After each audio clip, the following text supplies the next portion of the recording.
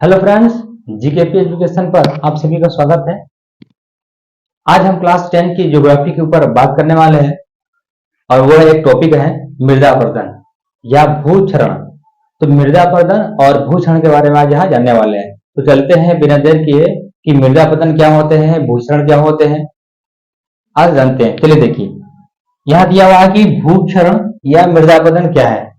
तो देखिए यहाँ कह रहा है कि भूक्षरण, तो कह रहा है कि मृदा की सबसे ऊपरी परत जब जब तेज हवा और जल के कारण एक जगह से दूसरे जगह जाता है तो उसे क्या बोलते हैं, भूक्षरण या मृदा अपरदन कहा जाता है।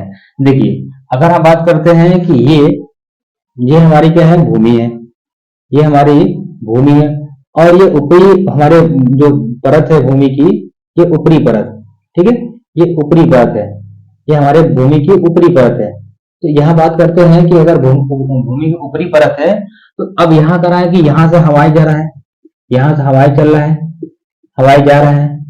तो इस हवाओं के द्वारा ये मिट्टी के जो कण है, ये मिट्टी के जो कण है वो कहाँ जाएंगे, एक जगह से दूसरे जगह कहाँ चलेंगे, यहाँ पर आगे इकट्ठे हो जाएंगे या चले जाते हैं। क्या होगा, एक जगह से दूसरे जगह चले जाते हैं।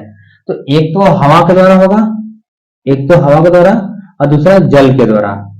जल के द्वारा जब नदियां अपने साथ जब आती है या पहाड़ों पर उतरती है तो अपने साथ क्या लेकर चलती है, मिट्टियों को बहाकर, मिट्टियों को काट करके है एक जगह से दूसरे जगह चली जाती है। या वर्षा के समय देखा जाए तो वर्षा के समय भी देखे तो ऊपर जो परत है, ऊपरी परत है मिट्टी की, इसको बहाकर एक जगह से दूसरे जगह लेकर चली जाती है। इसी को क्या बोलते हैं, मृदा अपरदन बोलते हैं या भूक्षरण कहा जाता है। तो ये चीजें आपको समझ आए कि मृदा अपरदन क्या होता है, भूक्षरण क्या होता है। कि मिट्टी के ऊपरी परत जब हवा के द्वारा जल के द्वारा एक जगह से दूसरे जगह जब चली जाती है तो उसे हम क्या बोलते हैं, मृदा अपरदन या भूक्षरण कहते हैं। तो ये इसका अर्थ हो जाएगा मृदा अपरदन का। ठीक है, अगर आपसे पूछे कि इसका कारण क्या है, इसका रीजन क्या है, ठीक है, तो रीजन क्या होगा, वर्षा, बाढ़, ठीक है, हवा का तेज बहाव, नदियों का बहाव, वनों की अंधाधुंध कटाई, अत्यधिक चराई और अनुचित सिंचाई पद्धति, खनन या औद्योगिकरण। ये कारण हमारे क्या है, मृदा अपरदन या भूक्षरण के रीजन है। जिसमें देखें कि हमारे धरातल में जो ऊपरी परत है वो क्या होता है, एक जगह से दूसरी जगह कट कर चले जाते हैं। वो किसके माध्यम से, या तो हवा के द्वारा से या जल के द्वारा। ये इस तरह से हमारे भूमि ऊपरी परत क्या होती है, नष्ट हो जाती है। इसी को बोला गया है भूक्षरण। ठीक, देखिए यहाँ एक दोस्त में आपको बताया हुआ है कि वर्षा या बाढ़। तो यहाँ लिखा गया है कि जब तेज वर्षा बाढ़ के कारण मिट्टी की ऊपरी परत या उपजाऊ मिट्टी क्या होगा, एक जगह से दूसरी जगह जब चली जाती है, ठीक है, तो क्या होगा, वो मिट्टी का कटाव हो जाएगा या मिट्टी का भूक्षरण हो जाएगा या मृदा अपरदन कहलाएगा। तो किसके द्वारा, बाढ़ और वर्षा के द्वारा होता है।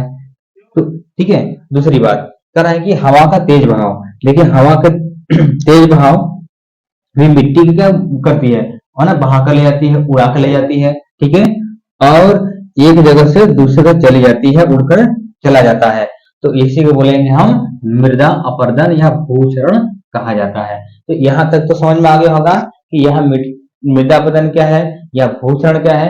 ये छोटे से टॉपिक रही, तो हम अगले टॉपिक में बात करेंगे नेक्स्ट वीडियो में। हम अगले वीडियो मिलेंगे आपसे। धन्यवाद।